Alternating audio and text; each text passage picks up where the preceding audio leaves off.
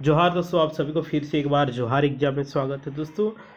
आज से आप लोग का झारखंड महिला सुपरवाइजर का इम्पोर्टेंट 30 क्वेश्चन, ठीक है, जो कि आप लोग दोस्तों जीके पोर्शन से आप लोग का पूछा जाएगा। आप लोगों को 20 प्रश्न है, लेकिन आप लोग को रोज़ 30 प्रश्न आप लोग को लेकर आएंगे, ठीक है, जो कि ये मोस्ट इंपॉर्टेंट है, ठीक है। एक्सपेक्टेड क्वेश्चन है, आप लोग को इसी प्रकार का क्वेश्चन आप लोग का झारखंड महिला सुपरवाइजर के एग्जामिनेशन में आप लोग को देखने को मिलेगा, ठीक है।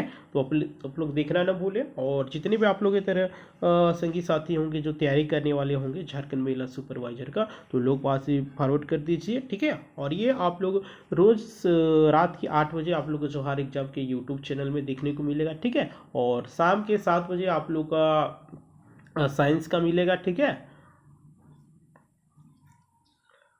शाम का 7 बजे आप लोग साइंस, देन उसके बाद आप लोग का 8 बजे जीके का मिलेगा, सामान्य अध्ययन का, ठीक है। तो चलिए आज से हम लोग आज प्रश्न को स्टार्ट करते हैं।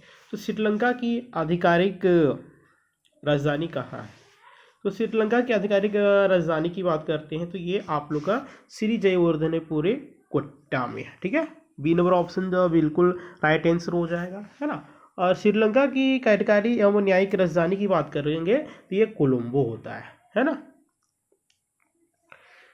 तो हम लोग का नेक्स्ट है, भूटान की राष्ट्रभाषा क्या है? तो भूटान की राष्ट्रभाषा की बात करते हैं तो ये जोंगखा है, ठीक है। क्या है? जोंगखा है। और यहाँ की राजधानी की बात करते हैं तो थिम्पू है। और भूटान की राजधानी कहाँ है? थिम्पू। और इसका मुद्रा की बात करते हैं तो नगुल ट्रम है, ठीक है, नगुल ट्रम। नेक्स्ट है हम लोग का, प्रधानमंत्री के मन की बात कार्यक्रम का 100वां प्रसारण कब हुआ? तो इसका जो आप लोग का आंसर रह जाने वाला है ये आप लोग का 30 अप्रैल 2023 हो जाएगा, ठीक है। नेक्स्ट है हम लोग का, किस स्टार्टअप ने आज़ादी सेट उपग्रह बनाया जिसे 750 स्कूली लड़कियों ने बनाया? तो इसका जो आंसर हो जाएगा आप लोग का स्पेस किड्स इंडिया, ठीक है। B number option is the right answer. Next है हम लोग का, हो मुंडारी निकोबारी खासी खड़िया भाषा किस भाषा समूह से संबंधित है?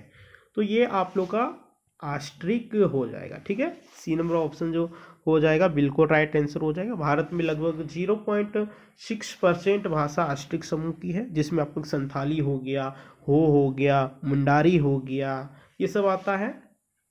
नेक्स्ट है हम लोग का, भारत का पहला शून्य कार्बन उत्सर्जन वाला हवाई अड्डा, भारत का पहला शून्य कार्बन उत्सर्जन वाला हवाई अड्डा कहाँ निर्माणाधीन है? तो ये आप लोग को बता देना चाह रहे हैं नोएडा में, ठीक है। नोएडा कहाँ है? उत्तर प्रदेश में। उत्तर प्रदेश वाले आप लोग को पता होगा, ठीक है। नेक्स्ट है आप लोग का, बुद्ध का अर्थ क्या होता है? तो आप लोग को बता देना चाह रहे हैं बुद्ध का अर्थ होता है ज्ञान की प्राप्ति, ठीक है। क्या होता है? ज्ञान की प्राप्ति। इस हिसाब से हम लोग का ए नंबर ऑप्शन जो होगा बिल्कुल राइट आंसर हो जाएगा।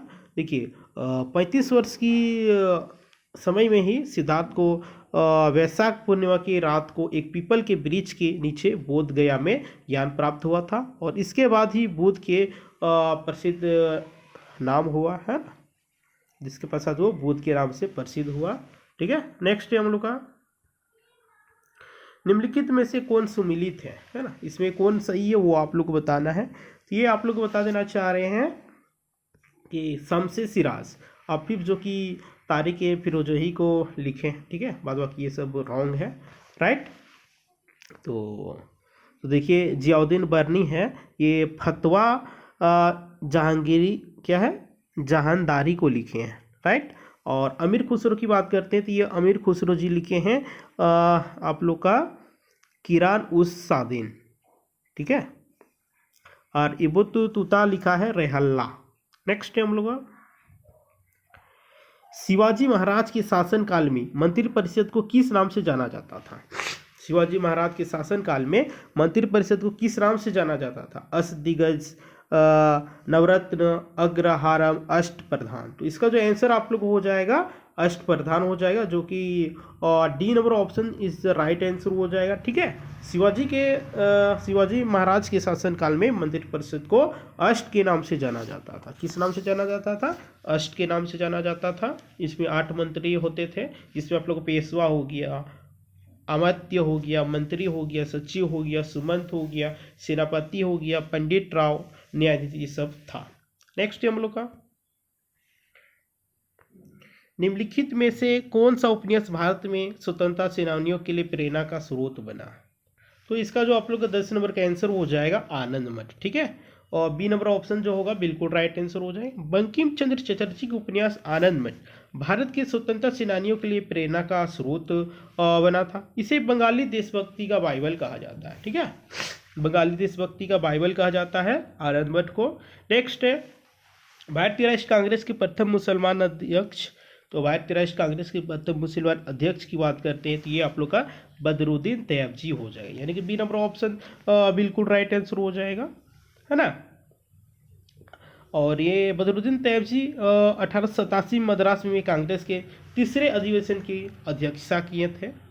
नेक्स्ट है हम लोग का सागा दावा प्रसिद्ध बौद्ध त्योहारों में से एक है। यह किस निम्नलिखित में से किस राज्य में मनाया जाता है? तो इसका जो आंसर आप लोग रह जाने वाला है सिक्किम हो जाएगा, राइट। क्या हो जाएगा? सिक्किम हो जाएगा, बिल्कुल ए नंबर ऑप्शन बिल्कुल से आंसर हो जाएगा।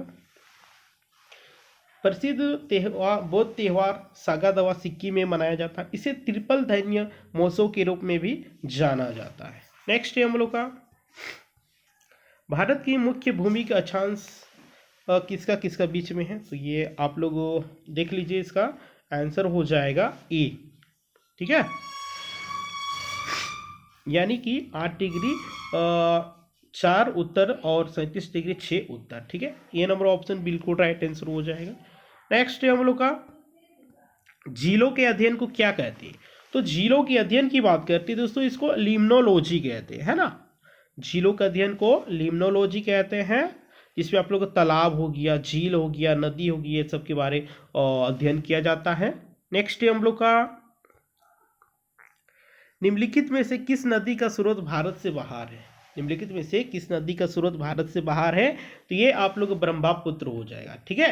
बाद बाकी ब्यास हो गया, झेलम हो गया, रावी हो गई, ये सब का स्रोत भारत में ही है। ब्रह्मपुत्र नदी तिब्बत में छिमा यंगडुंग हिमानिक पास से निकलता है ना। इसीलिए ए नंबर ऑप्शन बिल्कुल सही आंसर हो जाएगा। नेक्स्ट है हम लोग का झूम कृषि अभी कहाँ प्रचलित है? तो ये आप लोग को झूम कृषि अभी भी मिजोरम हो गया, नागालैंड हो गया, मणिपुर हो गया, सब में अभी किया जाता है ना। झूम कृषि को हस्तांतरित कृषि कहा जाता है ना। एक साल यहाँ पे लगाया जाता है, फिर एक साल दूसरा जगह लगाया जाता है, उस तरह को झूम कृषि कहा जाता है।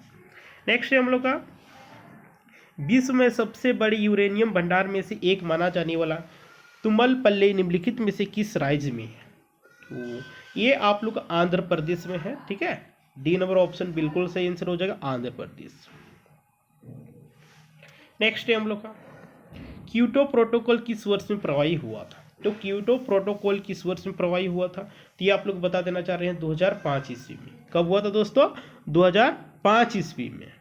क्योटो प्रोटोकॉल जो कि UNFCCC यानी कि United nation framework on climate change से संबंधित एक अंतर्राष्ट्रीय और कानूनी रूप से बाध्यकारी समझौता है, जो औद्योगिक देशों पर ग्रीन हाउस गैसों एवं कार्बन उत्सर्जन को कम करने के लिए दबाव डालता है। क्योटो प्रोटोकॉल आप लोग 11 दिसंबर 1997 को कोप के तीसरे सत्र में इसको स्वीकार किया गया था और 16 फरवरी 2005 को प्रवाही हुआ था, ठीक है। इस बात को आप लोग ध्यान दीजिएगा। नेक्स्ट है हम लोग का भारत में योजनाबद्ध अर्थव्यवस्था किस पद्धति पर आधारित है? भारत में योजनाबद्ध अर्थव्यवस्था किस पद्धति पर आधारित है? तो ये आप लोग बता देना चाह रहे हैं समाजवादी व्यवस्था पर आधारित है, ठीक है। किस चीज पर आधारित है? समाजवादी व्यवस्था पर, यानी कि डी नंबर ऑप्शन जो होगा बिल्कुल राइट आंसर हो जाएगा। नेक्स्ट है विशेष आर्थिक से क्षेत्र की अवधारणा पहले शुरू की गई थी कहाँ? तो विशेष क्षेत्र की अवधारणा जो ये आप लोग शुरू किया गया था, ये आप लोग को भारत में ही किया गया था, ठीक है। इसीलिए सी नंबर ऑप्शन बिल्कुल सही आंसर हो जाएगा। नेक्स्ट है हम लोग का विदेश में वस्तुएं घरेलू विक्रय दाम से कम दाम पर बेचने को क्या कहते हैं? विदेश में वस्तुएं घरेलू विक्रय दाम से कम दाम में बेचने को क्या कहते हैं दोस्तों? इसको हम लोग पाटन कहते हैं, यानी कि डंपिंग कहते हैं, ठीक है। सी नंबर ऑप्शन बिल्कुल राइट आंसर हो जाएगा। जब कोई देश किसी वस्तु को घरेलू विक्रय कीमत से भी कम दाम पर उस वस्तु को विदेशों में बेचता है तो उस स्थिति को हम लोग पाटन कहते हैं, ठीक है। नेक्स्ट है हम लोग का देश में कौन से 3 वर्षों की अवधि को योजना अवकाश के रूप में माना जाता है? तो ये आप लोग को 66 से 69 हो जाएगा, यानी कि बी नंबर ऑप्शन बिल्कुल राइट आंसर हो जाएगा। ठीक है, नेक्स्ट, भारत के संविधान के ऊपर सबसे अधिक प्रभाव निम्नलिखित में से किसको माना जाता है? तो भारत के संविधान में सबसे अधिक प्रभाव की बात करते हैं तो ये आप लोग को भारत सरकार अधिनियम 1935 को माना जाता है, इसलिए डी नंबर ऑप्शन बिल्कुल राइट आंसर हो जाएगा। नेक्स्ट है हम लोग का, भारत के संविधान की निम्नलिखित अनुच्छेदों में से कौन सा अनुच्छेद धार्मिक स्वतंत्रता के अधिकार की गारंटी देता है? तो ये आप लोग का आर्टिकल 25 से आर्टिकल 28 हो जाएगा। ठीक है, सी नंबर ऑप्शन बिल्कुल राइट आंसर हो जाएगा। और ये आप लोग का मौलिक अधिकार है, मूल अधिकार है। नेक्स्ट, भारत के राष्ट्रपति को स्वेच्छा निर्णय अधिकार के अंतर्गत क्या प्राप्त है? तो ये आप लोग का इस ऑप्शन के हिसाब से हो जाएगा प्रधानमंत्री की नियुक्ति करना। ठीक है, कोई अपने इच्छा से प्रधानमंत्री की नियुक्ति कर सकता है। ठीक है, और ये आप लोग का भारत की प्रधानमंत्री की नियुक्ति राष्ट्रपति द्वारा किया जाएगा, या भारतीय संविधान के आर्टिकल 75 में इसका जिक्र किया गया है। ठीक है, इस बात को आप लोग ध्यान दीजिए कितना, आर्टिकल 75(1) में। नेक्स्ट, भारतीय संविधान के किस संशोधन अधिनियम द्वारा पंचायती राज व्यवस्था को संवैधानिक दर्जा दिया गया? भारतीय संविधान के किस संशोधन अधिनियम द्वारा पंचायती राज व्यवस्था को संवैधानिक दर्जा दिया गया है? तो ये आपका 73वां संविधान संशोधन हो जाएगा। ठीक है, यानी कि सी नंबर ऑप्शन बिल्कुल राइट आंसर हो जाएगा। नेक्स्ट है हम लोग का, फियरलेस गवर्नेंस नामक पुस्तक का लेखक कौन है? देखिए, आप लोग लेखक से एक प्रश्न देखने को मिलेगा। तो फियरलेस गवर्नेंस नामक पुस्तक के लेखक की बात करते हैं, ये आप लोग का किरण बेदी जी। किरण बेदी जी जो कि भारत की प्रथम महिला IPS ऑफिसर है ना। नेक्स्ट है, रोजर फेडर का संबंध किस खेल से है? तो रोजर फेडर की संबंध की बात करते हैं तो ये इसका संबंध है लॉन टेनिस से। ठीक है, सी नंबर ऑप्शन बिल्कुल राइट आंसर हो जाएगा। स्विस खिलाड़ी रोजर फेडर ने 20 ग्रैंड स्लैम का खिताब जीता और 103 ATP एकल का खिताब जीता। नेक्स्ट है हम लोग का, भारत में सामुदायिक विकास कार्यक्रम की शुरुआत कब हुई? तो भारत में सामुदायिक विकास कार्यक्रम की बात करते हैं तो इसका जो आप लोग का आंसर हो जाएगा 2 अक्टूबर 1952 ईस्वी को हुआ था। ठीक है, 2 अक्टूबर 1952 ईस्वी हो जाएगा इसका बिल्कुल करेक्ट आंसर। और ये आप लोग कार्यक्रम अमेरिका के सहायता से लागू हुआ है। ये प्रश्न पूछ सकता है कि भारत में सामुदायिक विकास कार्यक्रम किस देश के सहयोग से हुआ था? तो ये आप लोग का USA यानी कि अमेरिका से हुआ था। नेक्स्ट है, झारखंड भारत के किस भाग में स्थित है? तो झारखंड भारत के आप लोग का उत्तरी पूर्वी भाग में स्थित है, इसीलिए ए नंबर ऑप्शन जो होगा बिल्कुल राइट आंसर हो जाएगा। ठीक है, तो आज की हम लोग प्रश्न यहीं पे समाप्त होता है। तो उम्मीद करते हैं कि आप सभी को ये सेशन हेल्पफुल होगा। ठीक है, होगा क्योंकि आप लोग इसी प्रकार के एग्जामिनेशन प्रश्न देखने को मिलेगा। आप लोग ज़्यादा से ज़्यादा पढ़िए और प्रैक्टिस करते रहिए और यहाँ पे और देखिए किस प्रकार के प्रश्न, ये एकदम मोस्ट एक्सपेक्टेड क्वेश्चन है। ठीक है, तो आप लोग जाहिर सी बात है आप लोग एग्जामिनेशन में प्रश्न देखने को मिलेगा। तो ठीक है, फिर मिलते हैं।